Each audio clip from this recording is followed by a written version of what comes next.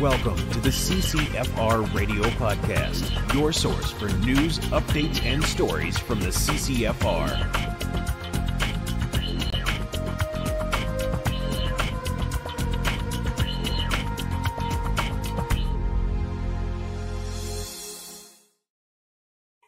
Hey everybody, welcome to episode 106 of the CCFR Radio Podcast. I'm your host, Rod Giltack. Thanks for joining me again. Today in the podcast, I got a lot of stuff to cover. I've got three announcements, one really big, one fairly big, and then one is more of a housekeeping, but still it's something new to talk to you about. And I'm going to bring on Wilson as usual to help me with some of that stuff. I'm also going to be giving you a health update because I have some news about that. I won't wait till the end this time. I'll probably tell you right away. But before we get started, I want to thank our sponsors, Vortex, the force of optics. So thanks to our friends over at Vortex Canada for continuing to support the podcast. We really appreciate the help. You can check out all their great gear over at vortexcanada.net. That's vortexcanada.net. And also another huge thank you to our great friends over at the Saskatchewan Rivers chapter of Safari Club International. We really appreciate all of their support. You can check out all their really great work at saskriversSCI.com. That's saskriversSCI.com. All right. Now, what have I got here? First is well, you know what? Before the health update, in the last episode, I realized that there was 22 minutes of black video in there, right? Nothingness. And that's because I had moved something off the timeline when I was rendering. Like I do a little bit of editing of the podcast and then I render it. And I didn't see it. I was in a rush. If you remember, I think I might have even mentioned the podcast. That one took me 2 days. That was a really tough one for whatever reason. And there's a variety of reasons for that. But, I rendered it. I put it up there. I do YouTube, a separate video on Facebook, on Rumble now. I'll talk about that. It's one of the minor announcements. And by the time I did all that stuff, I was like, I got to get out of here, out of the studio. I go home, and right away I get an email from Staffer Steve. And he's like, do you realize there's 22 minutes of dead air in here? I'm like, I'm not changing it. Okay. It's too much work. And people be like, what happened to the video? Were you guys taken down? Or something like that. Right. I'm like, I'm not doing that. So, sorry about that, but, minor, technical error. So this one, I'll make sure that I already deleted the thing off the timeline ahead of time because I was like, I don't want that to happen again. But the health update. Okay. So the reason why I'm doing this at the beginning, I know that not everybody's interested in listening to the podcast to listen to my health problems, right? But I did get some news. So you guys are watching this tomorrow, my time, which is Thursday, typically. So the next day, which is Friday, would be 13 weeks since my last radiation treatment. So at 3 months, you get a PET scan.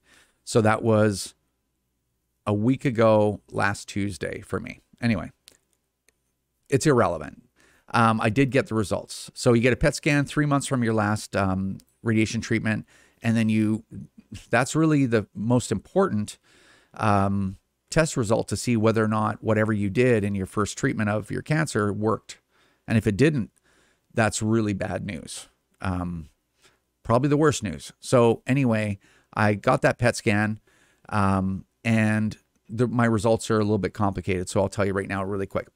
So if you remember, I didn't do the chemotherapy. That's what was recommended was radiation, a staggering amount of radiation and chemotherapy. I didn't do the chemo because of my situation. I have one kidney and, I got to protect that kidney or I might as well be dead. So I'm like, I'll take an extra chance, spin the wheel, just to keep that kidney going. And then there's some other really significant and highly likely side effects that come with cisplatin, which is what they would use on me. So I took a chance with my life by not doing the chemotherapy. And that would have upped my chances 14%, if you remember, from 80% to be alive in 5 years to 94%. So anyway, the radiation itself, basically radiation doesn't burn the cancer out. What it does is it disrupts, it corrupts the DNA in cancer cells. So when cancer grows, basically the cell divides. So from one cell divides into two, and now you have two cancer cells, and that cell divides as well. So basically what radiation does is it corrupts the DNA in that cell. So, and this is just my understanding, I'm not an oncologist, but basically that when it divides, those two cells die. And that process takes a while. So either the cancer cell, if it doesn't divide, it dies of old age. If it does divide, it dies because of the corrupted DNA. That's my understanding of how it works. Anyway, because I didn't do chemo, my results, the effect of the radiation, it's a little bit slower. So, because you'd have some cells that would die, and because of the chemotherapy, and as the chemotherapy also acts as kind of a radiosensitizer, helps the radiation work a little bit better. But if just with the radiation, it takes longer for this stuff to go away. Anyway, that's the setup. Sorry it took so long. So in my case, basically, it's fairly good news. There's no cancer in my throat, which is the worst possible thing that could be right now, is that there was cancer, still active cancer in my throat, because the next card is immunotherapy, which is the last card, or surgery, which is life-altering surgery so dramatic that I might not have done it, which obviously that brings a whole bunch of other problems with that, right? It would drastically reduce the amount of time that I would actually be alive. So anyway, so there's no active cancer in my throat, which is great news. I was really happy to hear that as well.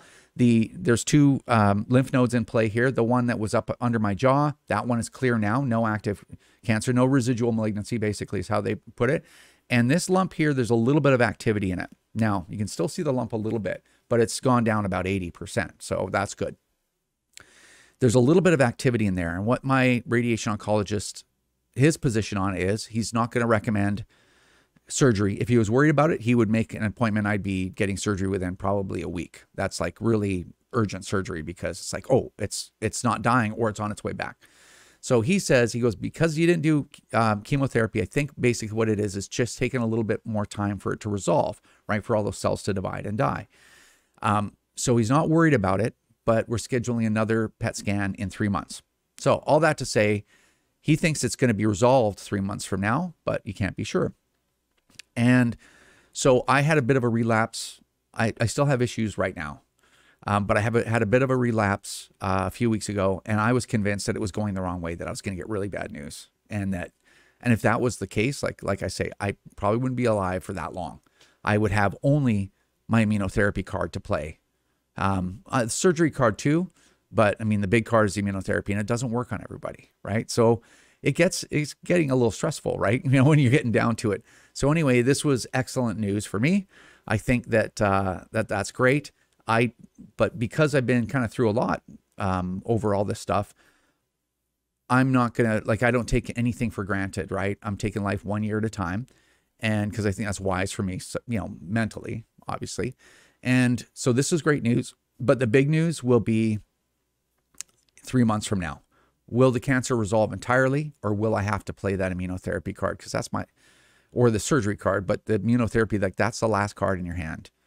And hopefully that works and saves your life, or it might not work and whatever. So I'm saving that card till I really need it. And then I'm throwing that sucker down, which is the Hail Mary. So I guess like I said, it was complicated, but it's heading in the right direction, and I'm a lot better. As you can see, my beard's coming back, which is great. Cover this ugly mug up. And I have a bald spot on the back of my head here, because, I was getting hit with the radiation through the back, right? Forward, and then from the front kind of thing. And that's almost gone. So a lot of this is still all smooth. So there's no beard growing on this side of my neck. I think that'll be the last thing to come back, if it does at all. But I'm starting to look like me again. I'm starting to feel like me again. I still got blood in my mouth from time to time when I wake up, and my taste is still off. My eating's still not perfect. Obviously, it's going to take about 6 months in total for me to recover from the radiation. Fully, they say 18 months, but I'm like, I don't know, whatever. I'm thinking 6 months. That's what other people have told me. And I just want to thank all of you for your prayers and all of your help, right? The immunotherapy card that I still have in my hand. Thank goodness. We'll talk about that if I have to play it in 3 months. And yeah, I just want to thank you. Also, and a lot of people reached out to help me with their experience, and I just, I can't thank you enough for all of your support.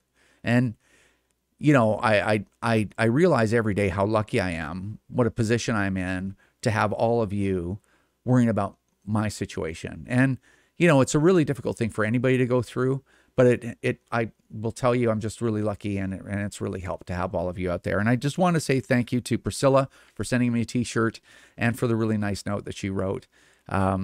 And because you know, so many people send me messages that I can't respond to them all. And you know, I have a lot of things going on, and I don't always remember to thank every individual person. Also Brenda, for offering to send me some products that she thought might help. I never got that done because I'm moving as well. I sold my house, and I got a lot of stuff going on, and you know, with the cancer and also working, you know, I never really stopped working for the CCFR throughout this. I didn't work as hard, but I still kind of was on that because I need to, right? It's important.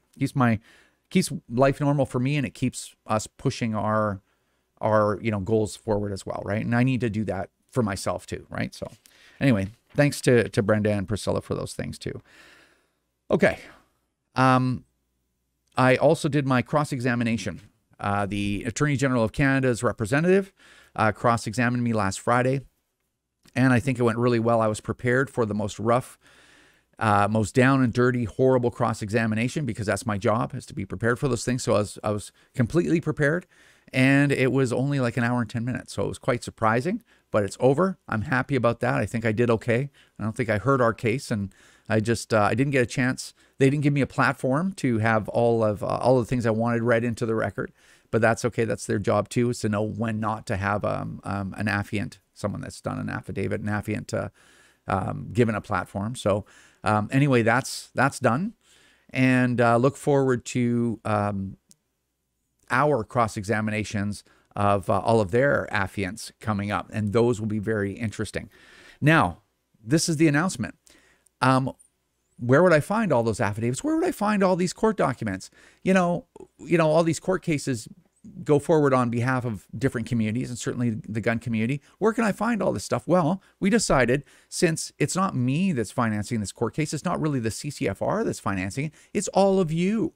And what you guys pried out of your wallets in tough times to give to us to go and spend money on a really highly competent legal team, just to see if that would work, right? If that would make a difference. If it does, it does. If it doesn't, at least we know we tried that.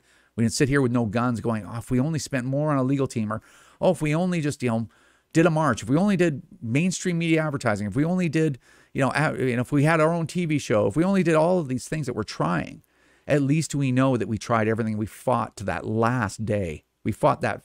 We made them fight for every inch that they took. Or maybe one or a few of these things came together and worked. They were the right combinations at the right time of the right things, and it worked, and we saved our guns. We don't know, but we have to try. So anyway, because you guys paid for, I'm gonna bring this up in a second, because you guys paid for this court case, then you should know exactly what's going on with it at any given time.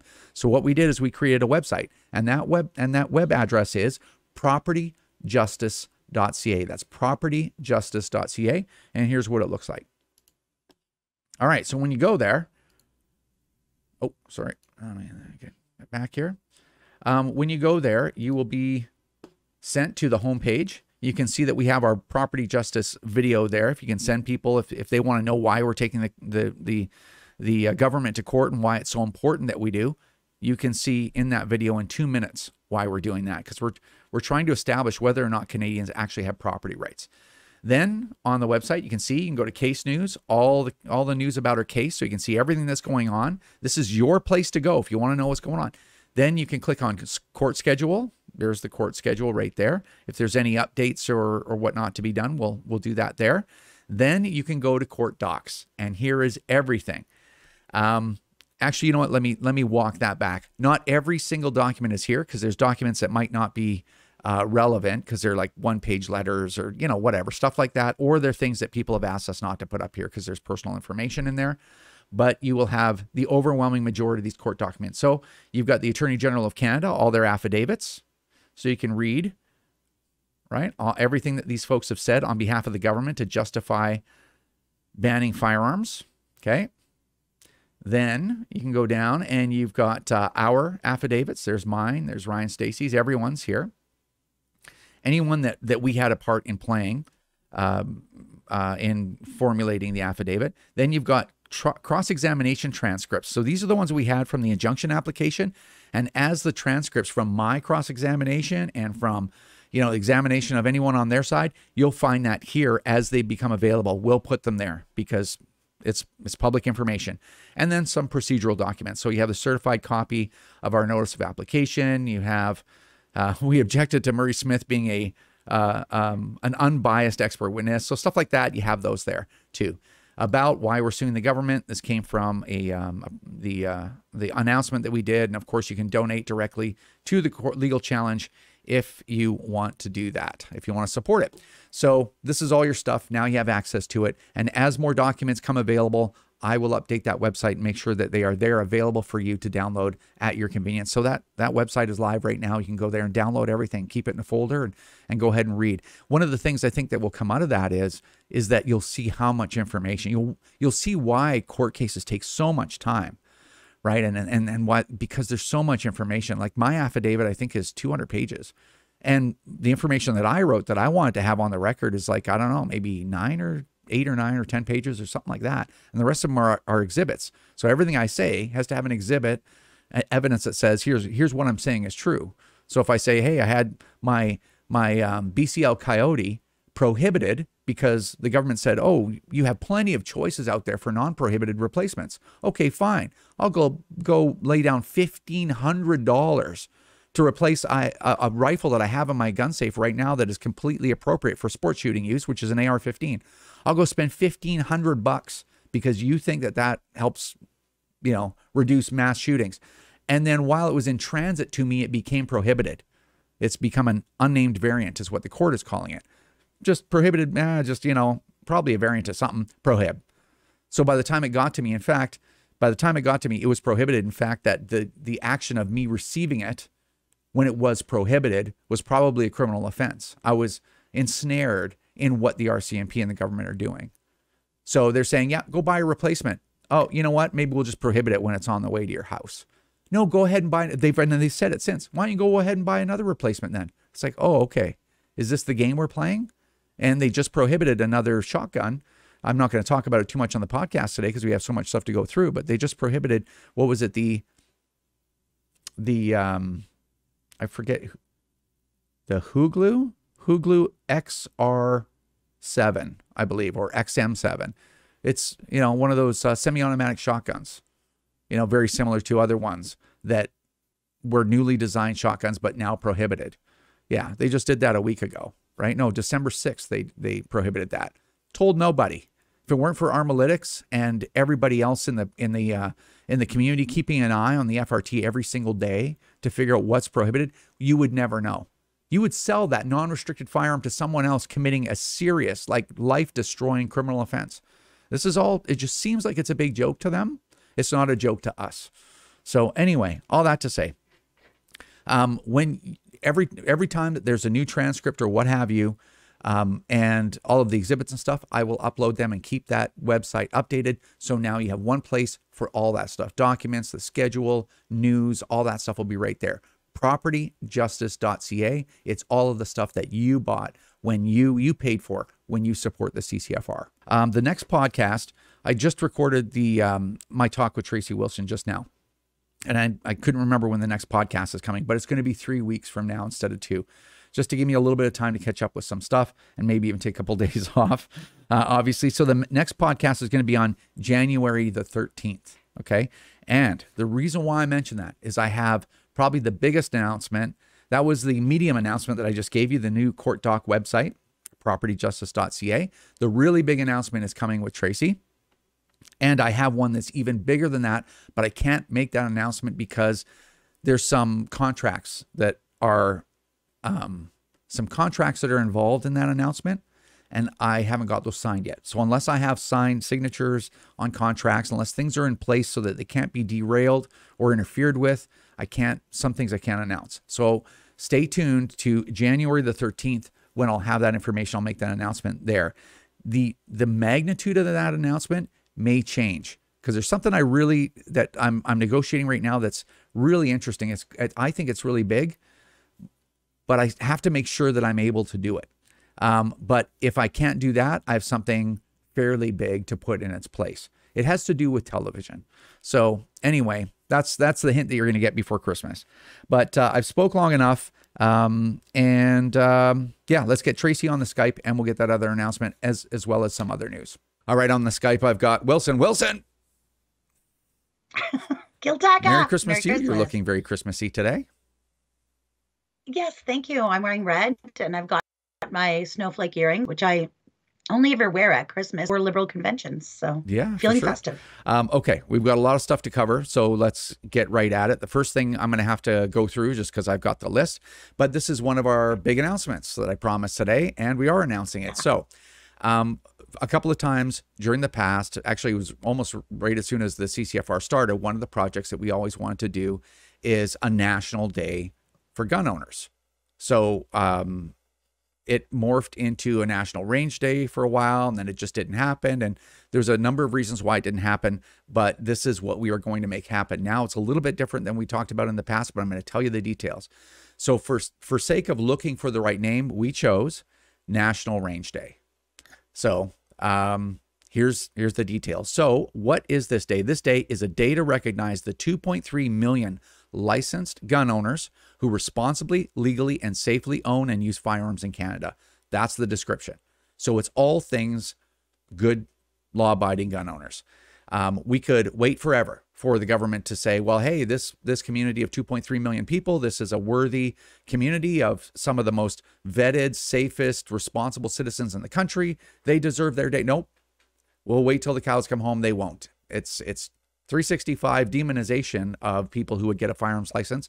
And if we're going to ever have a day to recognize our good Canadian culture, gun culture, then we've got to do it. And here's how we're going to do it. So Tracey and I racked our brains for about an hour and a half to figure out what the day was. So I will disclose that to you right now. It is the first Saturday in June each year. So this year it will be June the 4th, 2022. That's what we decided. And there's a number of things that went into it. And, you know, I don't want to get into a big discussion about that, but we really put some work in to figure out what the best possible day for all these different reasons was. And here's how we're going to do it. So the CCFR created and trademarked a logo. It's a couple of different logos, but all with the same theme. The whole point is we've trademarked this, and anybody in Canada, any organization at all, and has an unrestricted perpetual license to use this logo. It's not CCFR colors. It's not bound to the CCFR. Everyone gets a license for free to do whatever they want as long as they don't alter the logo so that the logo stays consistent and it's recognizable. So the reason why we did this and all the other things I'm going to tell you about really quick is this is not the CCFR doing it. The CCFR will use its resources, considerable resources, to give this a big push to get it started. But we purposefully made none of this stuff is recognizable to the CCFR because we want other gun organizations to use the logo, to put their name beside it. We want wildlife federations to use the logo and promote the day and put their name beside it. Use the logo as if it were theirs. We want everybody to push together to create this, because if it's a CCFR day, that's all it will be. And you know, if the CCFR is not around, it's just going to putter out. And we've seen other days that the community tried to push that have just petered out because not everybody's on the same page. So we've created a couple of variations of the logo for use for everyone. It's protected, so it can't be misused. And everyone that wants to use it gets an unrestricted perpetual license, as I mentioned. We're going to create a variety of different graphics, social media filters, and they're free for everyone to use. We're going to create a couple of templates and whatnot for those things.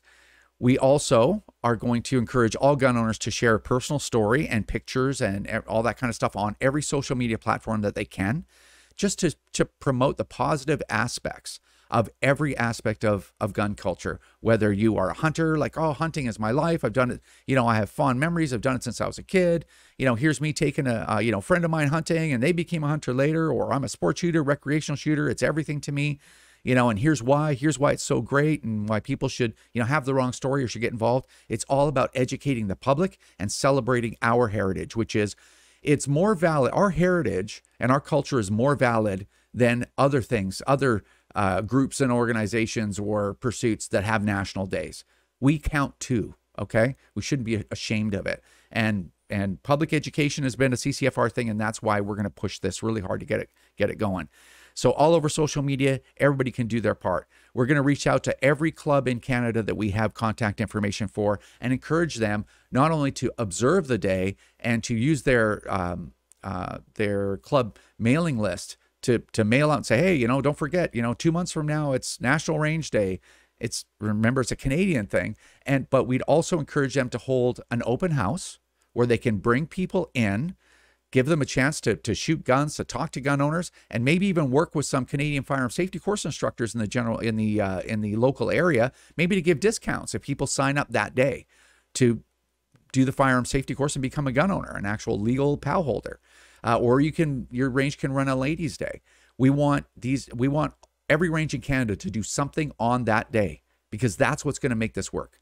We're going to be encouraging all the wildlife federations to observe it, to push that message through down to all of their affiliates, that this is the day that everyone has to step up and participate. So I got an email just a couple of weeks ago. Somebody's like, I can't stand sitting on my hands anymore. I need something to do, right? I got to do something. What can I do? How can I help the CCFR? And it's like, well, the CCFR, we sort of have all the help that we need, because we're not doing, gun shows and stuff right now because of everything else that's going on and whatnot. Here's something that every single gun owner can do. You wanted something to do. Here's what you can do.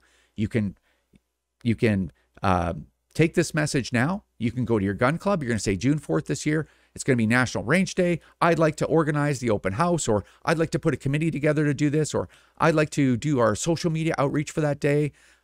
There's so much to do to bring this National Day to its full potential, that every single gun owner can play a part in this. Even if you're not playing a part at your gun club, you can say, I'm going to take it upon myself to bring 4 people that have never shot a gun to that range day. I'm going to tell them now in advance that I know the date, and tell them to keep that date open. So there's a lot there. The CCFR will create a press kit. We're going to notify the media. We will probably send out an actual newswire press release. We're going to create a website. We've already purchased nationalrangeday.ca. That website will not be a CCFR site. It will use all of the visual elements of the logo that we created for this, the unrestricted logo. And it will be a repository for every gun club that is holding an event, and all the information and links and everything can send them to the CCFR, and we will actually administrate that. Other gun organizations can send that information, what they're doing those days, and we will administrate that and post it for them too. We'll admin that website for free. We'll have different pages to say, here's what you can do. Here's some resources that are available to you if you want to do a range day, or you want to do this, that, or the other thing, or contact for the media, or here's how you would approach a radio station and put this event on their community calendar. All of that stuff. We will do all that work. Now, the website isn't up yet. We weren't able to get that finished in time for this podcast. I wanted to announce it though, but we did get a logo done, a couple of logo variations. We did secure the domain name. We have hosting for that, but it's probably going to be another 4 weeks until that site, maybe 5 weeks until that site's complete. Okay, but it'll get completed by the end of January, no matter what. And we will be pushing this all the way right up until and including the day. Okay, we're looking at actually doing television commercials to observe a national day for gun owners, because we can do that. You've supported us enough. Depending on what the court cases start, those costs are ramping up again, and we got some other projects too. But I think we'll be able to afford to do national advertising on mainstream media if they don't ban us from doing it. So that's another thing that we're going to do. And we're thinking of maybe even holding a march, not a protest, but a celebration, a national celebration, I should say, of our culture and our community. So very different than a protest or a march against regulation, right? So, and that's the end of the list. There's a couple of other things that I can't talk about, but we want organizations like IPSC, like IDPA, DCRA, your local 3-gun. We want every organization, every gun owner to play an active part of it, and every firearm organization and every wildlife federation, because if we all do that, it's not tied to any one of us, and we all make a commitment to make sure that we do every possible promotional thing that we can do every single year, it'll be so big that the mainstream media won't be able to stop it. The government can't stop it. Everyone in Canada will know that June 4th, at least this year, it's the first Saturday of June every year. June 4th is National Range Day in Canada. We're not going to wait for them to hand it to us or grant it to us, wait for a handout from these people. We're going to do it ourselves. But every single gun owner has to play a part and participate in it, or it's just a bunch of talk. So we'll give it that big nudge. We'll give it a big push. but we need everybody to join us on it. And I think it's going to be one of the most important things that we could do, because it will result in educating the population about what gun culture really is in Canada, not what that malevolent creature Bill Blair or anyone else wants to fool Canadians into thinking it is. So anyway, that's the big announcement for National Range Day. That's very, very exciting. I'm looking forward to this so much. I love my events. So this is going to be a perfect opportunity for the entire community to sort of get behind something and give it a push and show that we can be united on stuff like that. Yeah, so really super exciting. Okay.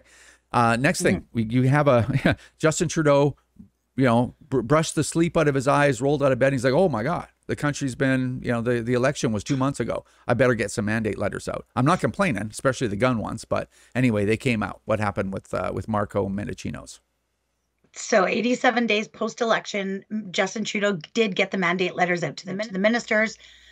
There's a bunch of stuff in Marco's because, of course, public safety is a big portfolio. We're going to focus on the bullet points that pertain to firearm regulation for gun owners. So just to run through them real quick, we've got the continued implementation of C-71, which, of course, is Bill Blair's mess. That's the license verification measure and the record keeping at the businesses. They want to keep your private information for 20 years on file. So he'll have to finish that off. They want to make it mandatory for owners to sell their banned firearms back to the government, which doesn't make sense because it's not where we bought them. But sell them to the government for destruction or have them rendered inoperable at the government's expense. Now, that language is a little different because what they're talking about there is deactivation, which is legal deactivation is quite expensive. They've never included that in the at the government's expense part. So we'll have to get some clarification on that. Next, we've got requiring the permanent alteration of long gun magazines so that they can never hold more than 5 rounds. So what they mean there is they're talking about pinned mags are not good enough anymore. I'm not entirely sure what's involved in making a magazine permanently altered. Yeah, well, the regulation right now is that they have to be permanently altered, either by riveting, crimping, epoxy, or swaging. So I believe those there might be one I'm missing. But anyway, the regulation already applies. They don't know how this is going to happen. This actually this provision itself is just a bunch of word salad. This is just to appease the irrational screeching voices in Canada. There's like, what about these high capacity magazines? Like, well, they're standard capacity magazines, number one. And number two, gangsters don't use 5-round mags or 10-round mags in a handgun, right? Multiple victim public shooters don't use limited capacity magazines. They don't. Anyway, this is the biggest scam of all of it. But anyway, they don't know what they're doing, so no sense for us to get caught up on it on the mandate letter anyway. I'm sure we'll hear more from it. Yeah, and then they're also going to ban the sale or transfer of magazines capable of holding more than the legal number of bullets. So they can't hold the legal number more than the legal number of bullets now, but whatever. Right. So I don't know. This stuff already exists, so it's kind of crazy. Providing financial support to provinces and territories that implement a ban on handguns across their jurisdiction. So this is some bribe money for provinces that are willing to do handgun bans on behalf of the government, which of course creates a US-style patchwork of different rules across different provinces, just like the states, where the laws vary state by state.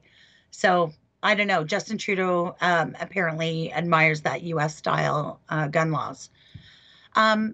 Working with the Minister of Justice to introduce red flag laws to allow the immediate removal of firearms if a person is a threat to themselves or others.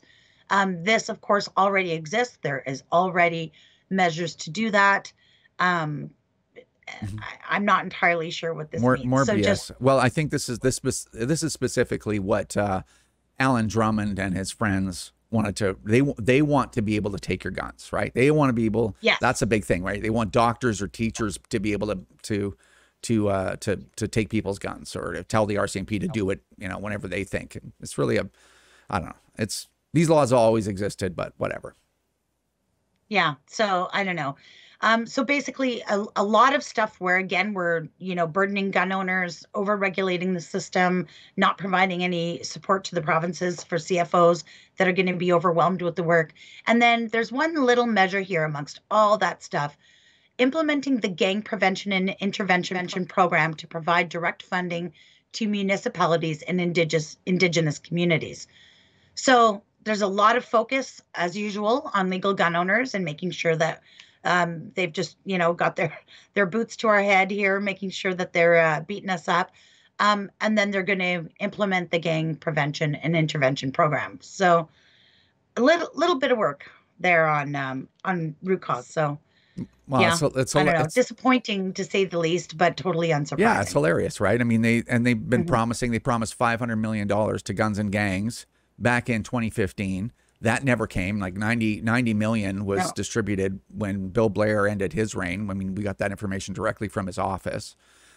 And now they're like, oh yeah. And then it went from 500 million to 327.43 million or something like that.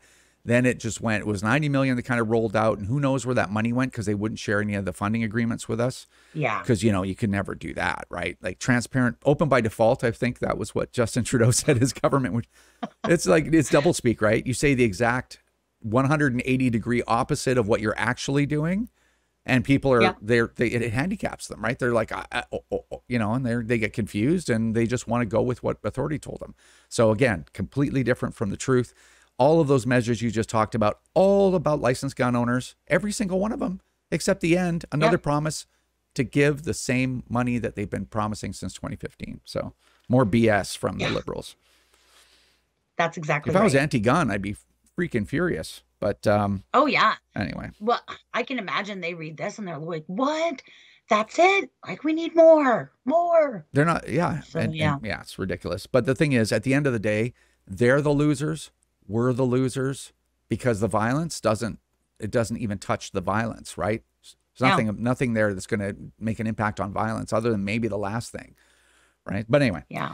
All right, let's move on. We've got, so one of the other announcements, not a big announcement, but more of an administrative sort of announcement, which is obviously we're going to be facing social media censorship. It's increasing. As I mentioned, a couple of podcasts, or in the last podcast or something, or in the sidebar or something, that we're put on post approval on our closed group. I don't know if we're still on post approval. Are we? Do you know? Yeah, we are. Oh, yeah. Well, anyway, we had to diversify what we're doing. So we have a Rumble channel that I'm uploading all the podcasts, and as much, whatever I upload to the YouTube channel will also go up on Rumble, in case YouTube, they haven't bothered us, but in case they go funny on us and shut our channel down, we've made a 6-year investment into content on that channel. So we've got Rumble as a replacement for that. And then kind of a combination for Facebook, and then sort of for Twitter, is Minds. So I just wanted to share our new socials. If you go to Minds, I'm at Rod Giltaca as one word. Tracey is at T Wilson Ottawa as one word. Yep. And then the CCFR's group is at the CCFR as one word. So you can follow us there. We're gonna do our best to try to create content, take our content that we do from Twitter and Facebook and post it there, so there's something going on there. But maybe, if anything, start an account, subscribe there, and if we ever go dark or something weird happens, you'll always be able to find us there. Or if you're sick of Facebook and all their garbage, you can go there now and participate. It'll just be a smaller group. But anyway, that's what we got there. Yeah. So if you go to Rumble, all you need to do is go to the search bar and type in CCFR. You'll find that the last 5 podcasts are there, and the sidebar's there. And I think I upload just a couple other videos from YouTube just to put some content on there. So that's what's going on there. Yeah, we'll run that in tandem with what we're already doing. It's sort of a backup plan, which a lot of people have been voicing concern about. And yeah, I'll be propagating all kinds of content that is on our socials now, and make sure that it propagates over there to Minds. So, yeah, I mean, that's, we tried MeWe before, but the problem is it's so much work. It's such a time sink right now just to be on Twitter and Facebook and YouTube, right? Make content for YouTube. And it's just to add more stuff like that, and it kind of splits your audience. And anyway, it'll be there in case we need it. And if you still want to if you just hate those big tech ones, and you want to go there, there'll be stuff there to share and to talk about. So anyways, yeah. All right. A big thank you to our Twitter army who have been really, really quite active recently.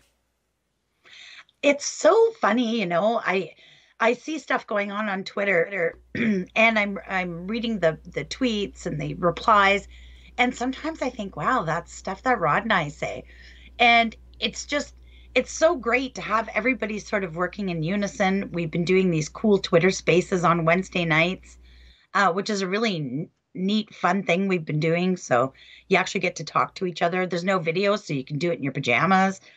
But our Twitter army has just been so on point. And I find like the debate and the conversation is really getting refined. It's very satisfying, and I'm really, really proud of everybody. Yeah. I mean, and everybody they're understanding the topic better. And I mean, this is part of the reason why it's sort of worth it for us to actually spend some time on social media. I don't do it very much, as you know, because I got projects I got to do, and you have projects I'm terrible. to do. I live on there. You like it more than I do. So, it's really important for us to have a presence there and to be posting things. And I know that some people are like, who, just disconnect from Twitter. Who cares what they say and whatever. But what happens is people in the firearms community, and just the casual observer looks at those conversations and they're learning. They're looking at how irrational and how, people, anti-gunners dig their heels, and it's like, well, more guns, more death. And it's like, no, I've just shown you studies and proven to you that that's not true. And they're like, no, but more guns equal more. And it's like, okay, well, now you can see who's really telling the truth and who just keeps engaging in this, these intellectual gymnastics, mental gymnastics that try to just hold their point because it's ideological. It's not fact-based. So there's actually a lot of good that comes from all of that stuff. And we've really created some really great debaters out there that really understand their stuff. Of course, we know some of the best ones. Of the Gun Muppet is awesome. That's an account that's really turned into something. I'll tell you, I retweet the Gun Muppet stuff more than I actually tweet my own stuff. Yeah, he is a wonderful resource. And that's what I mean. A lot of people are investing time and effort into doing this. And you're right. It's discouraging sometimes when you have all these trolls coming at you. But here's the thing. When you're debating somebody online, we've said it before, it's the stuff that you're putting out there for them, and the content and the facts and data and studies. It's not necessarily for their benefit. It's for everybody reading. You have an audience when you're on there debating. So even if you don't, change the mind of that person that you're sort of going back and forth with, you have all kinds of people on Twitter in the public sphere who are reading this and absorbing it, and it's making a difference. So yeah, we're going to crank that up. I'm sure, I know over the holidays, everyone will be spending time with family and whatever, but, I'll be on there still poking away, but it's great to see. And I'm just so thankful for all the support on there. It's just awesome. Well, yeah. And also, like I said, for the gun owners, right? I mean, they're getting really good, because in your own life, you talk to people and you're like, and even just the basic anti-gun talking points kind of stop in your tracks. You're like, well, unless you get good at it and you understand, and you can say, oh, it's funny they bring up that study because that's not what it says at all. Stuff like that, right? Go look at it. In fact, I'll bring it up on my phone. You can read it for yourself. That kind of stuff. So anyway, just thanks to everyone that's put in so much time and endured so much frustration on there, just to educate people and show them that that we're not speaking lies and hyperbole. We're actually talking about facts that we can prove. So, all right. And I think we should just end it up by saying a huge thank you to everyone that supports the CCFR, and Merry Christmas and Happy Holidays, and whatever you're celebrating. We just can't tell you enough how much we appreciate your support and all of your hard work out there, that everyone doing what they can. And yeah, that's just Merry Christmas. Absolutely. Merry Christmas to everybody out there. And don't you have any jingle bells? Some time off, get outside and get Where's to the your range. jingle bells? You got to have something. I know you have them. I got jingle bells. You go.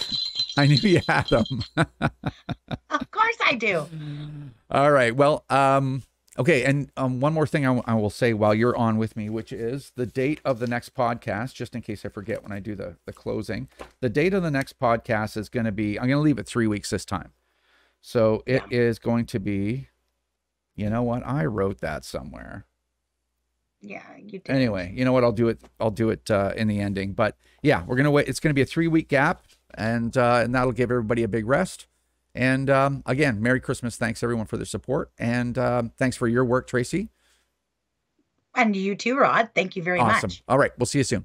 All right. That's going to do it for episode 106 of the CCFR Radio Podcast. I really appreciate you guys coming back time and time again, watching the podcast. Make sure you share it. We want to get our audience as big and far and wide as possible because we need to spread our message. There's strength in numbers. So, and this is one way that we can possibly do that.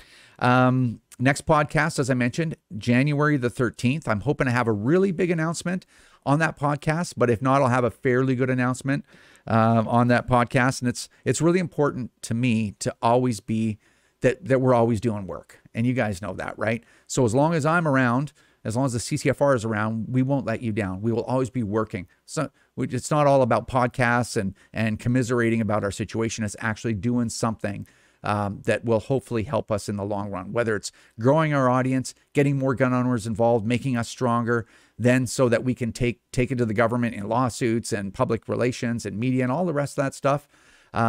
It's all really important work. So I'm really looking forward to getting to announcing something really meaningful. Also, propertyjustice.ca. Go there for all things related to the court case, and that's where you'll find everything in one single place. Share it with your friends. Just say, hey, here's something that CCFR is doing. Consider becoming a member or shooting them a couple of bucks for the legal fund, because this is right here. This is what they're doing. It's not some abstract idea that was mentioned on a podcast or something. It's actually moving forward, and here's all the court docs. You can read them yourself, because a lot of interesting stuff comes out in the transcripts and comes out in the affidavits. And if you can prove that things in the affidavit are untrue, that's significant, actually. So anyway, read them for yourself. Have a look at them. They're kind of interesting. And don't forget to follow us on all of our new social channels. So on Minds, follow me at Rod Giltaca. Follow Tracey at T Wilson Ottawa. Follow the CCFR at the CCFR. And also you can watch these videos on Rumble as well if YouTube is not your thing. Anyway, thanks so much, everyone. Thanks for all of your help. Have a great holiday season. Have a great Christmas. And yeah, take care, and we will see you next time.